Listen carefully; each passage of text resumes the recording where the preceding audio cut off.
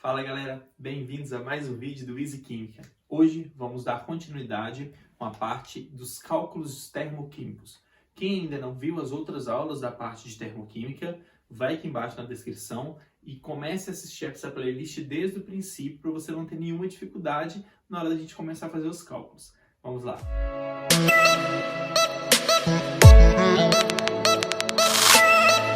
Bom, o primeiro tipo de cálculo de ΔH, nós vamos utilizar a lei de Hess. O que vem a ser a lei de Hess? Vamos imaginar que você tem um saldo, uma conta bancária, né? E você faz duas transações no mesmo dia. A primeira delas vai te falar, você foi lá e fez uma compra no valor de R$80, no débito. A outra, você depositou R$60. Então, ao final de todos os processos que você fez, né, de todas as transações bancárias que você fez naquele dia, que foi gastar R$80 no débito e depositar R$60, qual é o nosso saldo final depois de terminar todas as transações do dia? Menos R$20. Então, você ficou com R$20 negativos. Vamos pensar, de acordo com este exemplo, vamos entender este outro aqui. Olha só. Se eu tenho aqui o carbono grafite, a combustão do carbono grafite, né? Combustão coloco O2 e virando CO. Então, isso é uma combustão incompleta. Gente, esse tipo de reação é muito difícil da gente calcular na prática o ΔH dele. Por quê? A combustão incompleta pode ser que a maioria do grafite que é queimado se transforme em CO2 direto e parte do grafite não é queimado, né? Do carbono grafite pode ser que não seja queimado. Então, isso é uma reação difícil de calcular na prática. Mas a combustão completa do grafite liberando CO2, a gente consegue calcular mais facilmente. E a combustão do CO, do monóxido de carbono, a gente também consegue calcular facilmente. Então, a gente tem duas informações, né? E através dessas duas informações, a gente consegue calcular aquela primeira que é mais difícil, né? Uma informação, através de dois experimentos diferentes, a gente consegue calcular um terceiro. Então, olha só que interessante. Como que a gente realiza a lei de Hess? Primeiro passo, você vai olhar para a sua equação que você quer saber, né? A equação que você quer saber o ΔH, que você não tem, e você vai perceber o seguinte. Quando a gente olha aqui embaixo, ó, você tem carbono grafite na principal. Você também tem carbono grafite nessa primeira reação aqui. Aquela está no reagente, aquela também está no reagente. Então, beleza, continua fazendo. O2, você tem o oxigênio na primeira e na segunda reação. Então, pula ele, porque ele está repetindo nas duas. Olha esse aqui, monóxido de carbono. O monóxido de carbono, do lado de cá, ele está nos produtos, certo? O monóxido de carbono está nos produtos na nossa reação principal. Agora, quando a gente olha na reação 2, que é onde está o monóxido de carbono, ele está nos reagentes. Então, quando você tem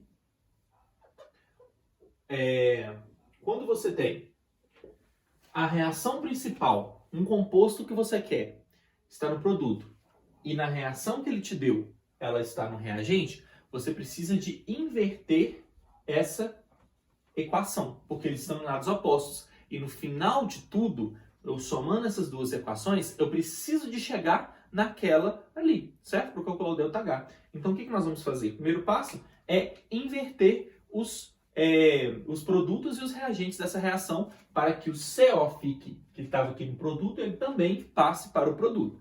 Então, olha só. A primeira reação a gente não fez nada, certo? Nós vamos repeti-la. Vamos colocar a mesma coisa, ó. Carbono grafite mais O2 gasoso virando CO2 gasoso, certo? E o ΔH menos 393,5 kJ. Agora, a segunda equação a gente inverte. Então, olha só. O que era produto vira reagente. O que era reagente vira produto.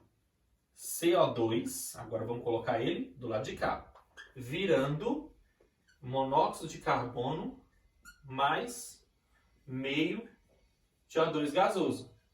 O ΔH dessa equação, atenção, quando você inverte a reação, ela era uma reação exotérmica, ela se torna uma reação endotérmica, porque você está invertendo os valores. O que era produto virou reagente, o que era reagente virou produto. Então a reação inversa, se uma é endotérmica, a outra tem que ser exotérmica. Então a gente muda o sinal.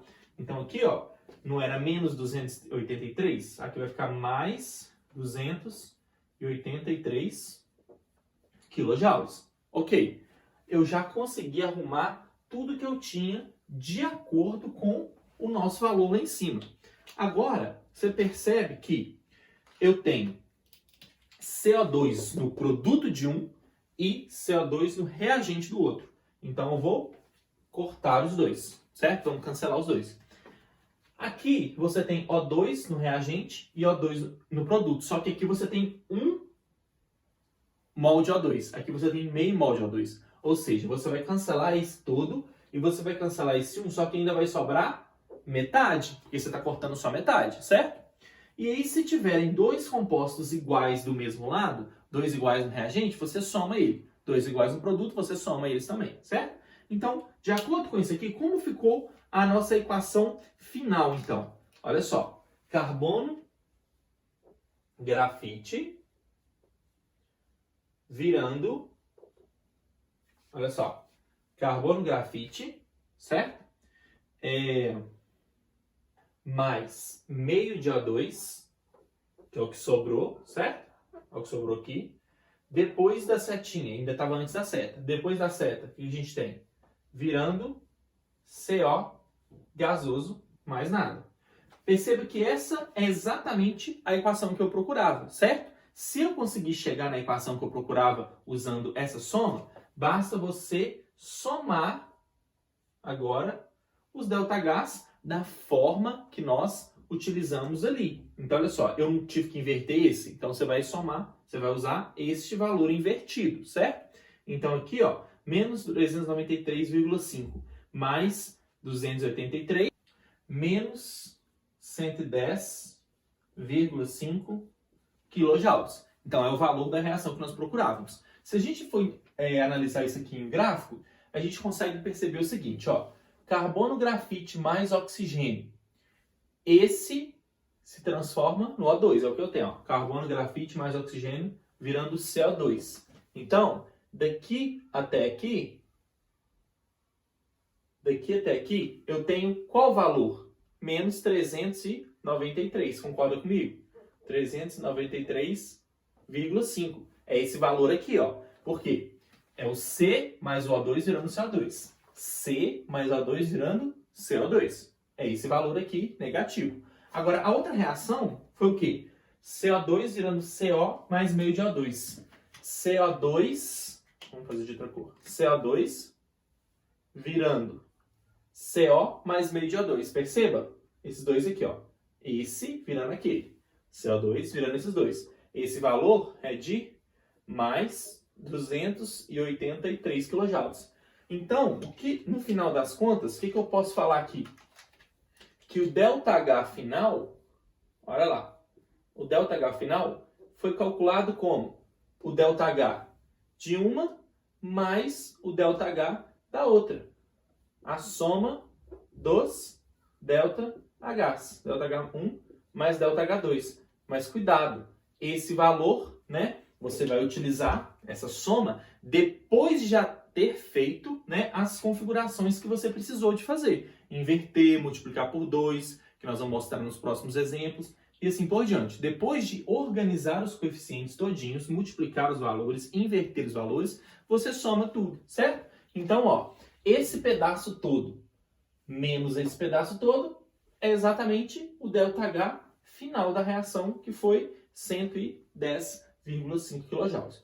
Então, gente, o enunciado da lei de Hess é o seguinte: a variação de entalpia de uma reação é igual à soma das variações de entalpia das etapas que essa reação pode ser desmembrada. Então, se você tem uma equação e consegue desmembrar ela em outras várias reações, basta você somar os ΔHs das reações desmembradas, mesmo que essas reações sejam teóricas, ok? Não precisa de necessariamente existir.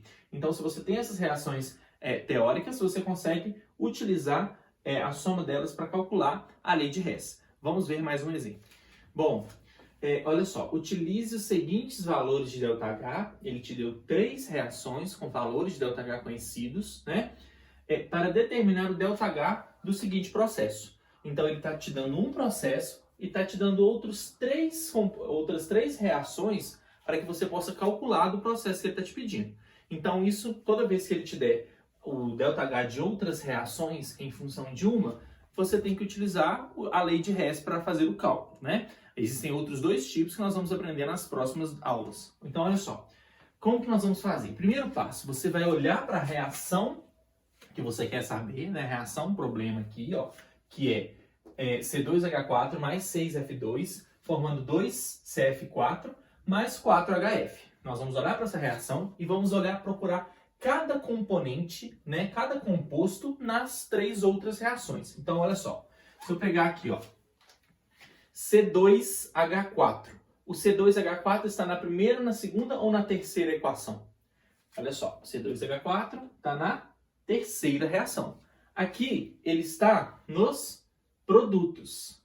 Ó, opa. Aqui ele está nos reagentes. E aqui ele está nos produtos. Só que lembra que a soma desses tem que transformar nesse no final. Então você tem que fazer com que aquelas equações somadas seja essa. Logo, primeiro passo, se esse está no reagente e aquele está no produto, você deve inverter a terceira equação, ok? Continuando. F2 está na primeira, está na segunda, está em duas equações. Quando ela se repetir em mais de uma, você pula ele. Olha só. CF4. CF4 está na segunda reação somente. Aqui ele está nos produtos, aqui ele está nos produtos. Perfeito. Não preciso de inverter. Aqui eu tenho 2 mols, aqui eu tenho 1 mol. Perceba que estes três somados têm que virar esse. Então, se aqui eu tenho 2 no final, eu tenho que fazer o quê? Multiplicar a segunda equação toda por 2, ok? Próximo aqui, ó, 4HF. HF só está na primeira. Aqui eu tenho produto, ele está no produto, e aqui ele está no produto também. Perfeito, não preciso inverter. Mas aqui eu tenho 4 mols. Lá eu tenho 2. Então essa eu multiplico por 2 para ficar 4. Quando eu falo multiplico por 2, eu falo a equação inteira, inclusive o valor de ΔH. Vamos ver. Primeira equação, agora nós vamos reescrevê-las, né, organizando o que a gente viu que tem que fazer. Então a primeira equação tem que multiplicar por 2. Então vai ser aqui, ó, 2H2 mais 2F2, um pouquinho gasoso, né? Gasoso, virando 4HF gasoso, certo? E aqui, ó, o ΔH dessa reação vai ser menos 542 vezes 2. Você multiplica o valor também por 2, tranquilo? Agora, a segunda equação multiplica toda por 2. 2 carbonos grafites mais 4F2, que eu estou multiplicando por 2, 2 vezes 2, 4. 2CF4, 2CF4 gasoso, ok? E o ΔH deve ser multiplicado por 2 também, tranquilo? Próxima equação, invertemos ela. Então, o que era produto vira reagente, o que era reagente vira produto. Então, olha só, C2H4, que é o que estava no produto, a gente faz ele virar reagente, formando os antigos reagentes.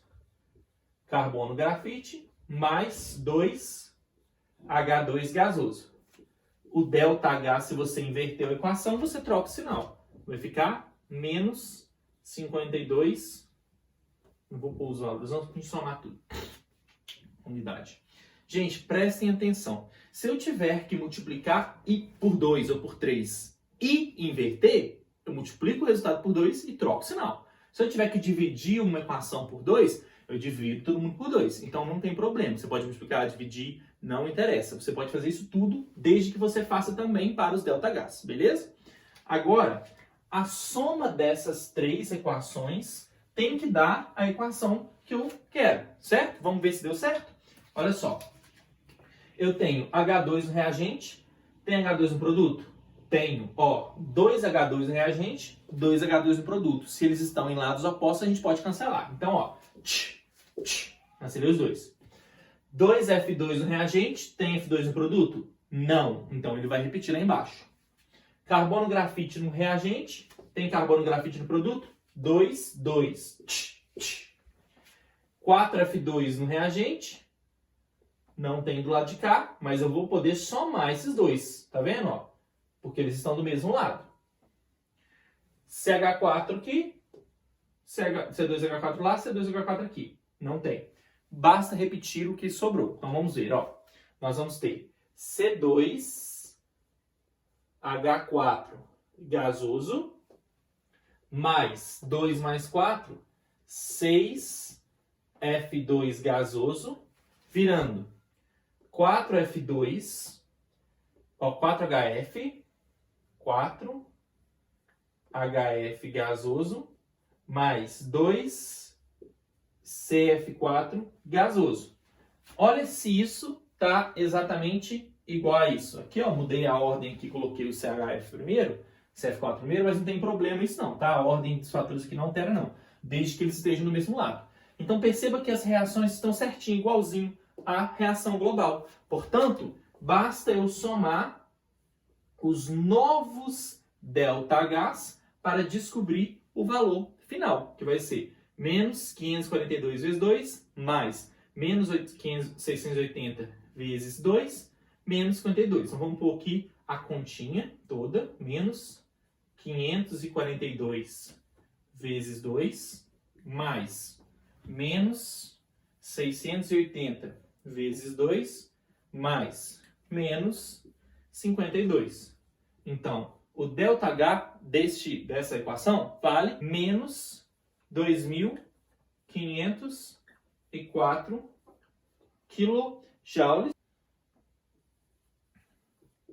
por mol. Então é assim que se faz, né, o cálculo do ΔH. Espero que vocês tenham entendido e gostado. Procurem exercícios dessa matéria para treinar bastante, porque não é uma coisa que você pega de primeira, mas é trabalhosozinho, você tem que treinar bastante essa matéria e é uma parte que cai bastante no Enem, tá? A parte termoquímica é bem cobrada.